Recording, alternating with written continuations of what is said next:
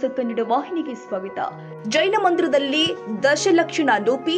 ಧಾರವಾಡ ಜಿಲ್ಲೆ ಕಲಘಟಗಿಯ ಭಾದ್ರಪದ ಮಾಸದಲ್ಲಿ ಬರುವ ದಶಲಕ್ಷಣ ಪರ್ವಲೋಪಿ ಕಾರ್ಯಕ್ರಮವು ಸಡಗರದಿಂದ ತಾಲೂಕಿನ ದ್ಯಾಮಪುರ ಗ್ರಾಮದಲ್ಲಿ ನಡೆಯಿತು. ಬೆಳಿಗ್ಗೆ ಶ್ರೀ 1008 ಶಾಂತಿನಾಥ ತೀರ್ಥಂಕರ ಪಂಚಾಮೃತ ಅಭಿಷೇಕ ಮಾಡಲಾಗಿದೆ. ಜೈನ ಸಮಾಜದ ಶ್ರಾವಕಿಯರು ಲೋಪಿ ಬೆಳಗಿದ್ರು. 4 ದಿನದ ಕಾರ್ಯಕ್ರಮವನ್ನ ಸೈನಿಕ ಪಂಡಿತರು ನೆರವೇರಿಸಿದ್ರು. ಈ ಲೋಪಿ ಕಾರ್ಯಕ್ರಮದಿಂದಾಗಿ ರಾಜ್ಯಕ್ಕೆ ದೇಶಕ್ಕೆ ಒಳ್ಳೆಯದಾಗತ್ತೆ ಎಂದು ಹೇಳಿದ್ರು.